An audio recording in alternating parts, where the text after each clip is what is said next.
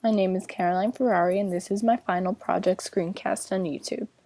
The first thing about YouTube I'm going to discuss is ownership and authorship. Everyday users are the ones primarily involved in creating the content on YouTube. Actual videos are posted by different users under their own individual channel names. Channels can be owned by actual companies like the Associated Press, but they can also be everyday users like you and me, like the username Softball Pirate. The site is moderated and edited by staff members. This can be easily demonstrated on the homepage, as you can see that videos have been broken up into different categories like entertainment, movies, and news. The homepage also shows videos based on prior viewing history. For example, in the past I've seen videos from the BuzzFeed video channel, so this is why it's featured on my homepage. YouTube primarily features publish and filter elements. For example, comments on videos are conversational. They don't go through any editor. Sometimes this can result in different arguments or comments being removed after too many negative votes. Videos themselves are also primarily publish then filter. Sometimes this results in videos being removed or taken down due to YouTube violations like copyright laws. However, there is a filter then publish aspect to YouTube. This is mostly done by official channels like Fox Broadcasting. Many of the videos on Fox Broadcasting have been seen on broadcast television and have therefore gone through editors. There are a couple of different places to go to figure out who owns a website. The first one to always check is a website's About page. If we go to YouTube's About page, though, we don't actually see any information about who owns YouTube. Some areas of the About page look like they may give us information, but they actually don't. The copyright section is actually about copyright laws for posting on YouTube. The next place we can check is Hoover Company Records. If we look up YouTube LLC on Hoover's, we do find that today it is owned by Google. However, this still doesn't give us that much information. The third place to look is to do a Who Is domain search on Network Solutions. Here we see, if we go to registrants, that it is owned by Google Inc., and we also have an address for it. We also get more information about the domain name. Next, if we look for information on the Wikipedia page for YouTube, there are 3 ways we can find out who contributed to the site. The first is the talk page. By going to the talk page, we see that YouTube has been listed as one of the Engineering and Technology Good articles. We also see that there hasn't been much discussion or debate about altering the page recently, though we are given a link to an additional archive for criticism of YouTube. The next way is to see the history of the site.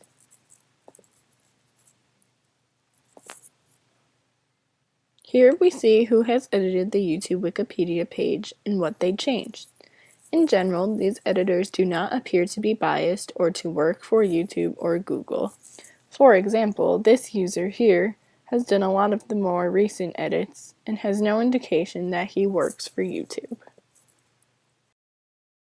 The last way is to go back to the article and look at the references at the bottom of the page. Here we can see the sources of the information in the article. The references seem to be taken from a variety of legitimate news sources like the BBC, CNN, and Time magazine. But some, like reference 143 here, seem to be taken from YouTube's own personal blog. This we see then shows YouTube in a positive light and therefore helps the article portray YouTube in a positive light. However, despite the YouTube blog occasionally being used as a source, after looking at the references, the talk page, and the history of the Wikipedia page, YouTube's Wikipedia page appears to be reliable. Advertising on YouTube can be seen at the top of the home page in the form of banner ads, or before videos. Sometimes you are given the option to skip an ad after a couple of seconds, like this one here, but not always. The advertising on YouTube does not appear to be targeted towards me, but YouTube and other websites, especially YouTube owner Google, might know what products I may be interested in based off of tracking my internet activity like my browsing and my searches. Advertising on YouTube directly affects what is featured on the homepage. The last time I was on the homepage, there was an Old Spice ad at the top of the screen. Now it is seen in my recommended videos when I've never clicked or seen anything from the Old Spice channel.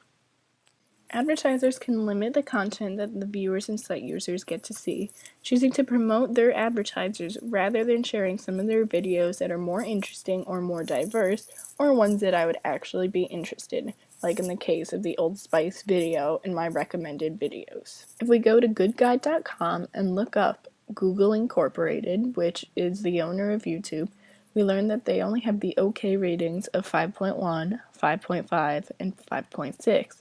We can tell that the score isn't too high or too low because of the yellow color. However, if we go to see details, then we can learn more about things that users of Google and YouTube and other websites that Google owns may want to know.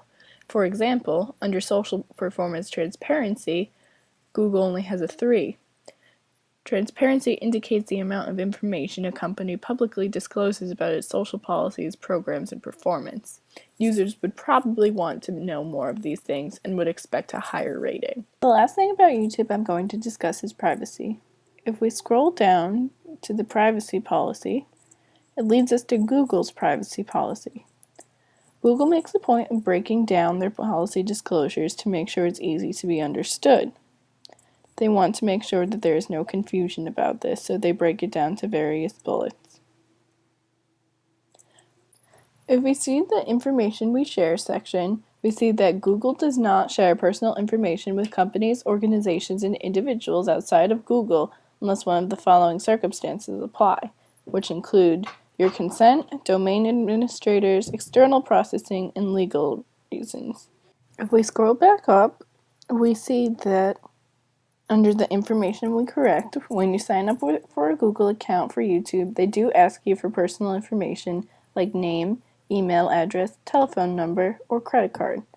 This could be a problem for some users. For example, a battered woman trying to escape her attacker may not want her address available online. If we go to Privacy Fix for YouTube, it is shown that our history of videos that we watch on YouTube is saved, and it wants us to fix this. If we go back to YouTube and then take a look at collusion, we see that YouTube is giving information to various sites like Google User Content, YTIMG.com, GoogleSyndication.com, and DoubleClick.net. Problems could arise from this, like sites using your personal information and giving them to advertisers. If we do any type of search on YouTube, if we look in the address bar in our browser, we see the word that we search for, Titanic, appear a couple of different times. YouTube is tracking my search history. But overall, I think that Google does consider privacy since they let you control what you can reveal to a certain extent, as explained in the privacy policy.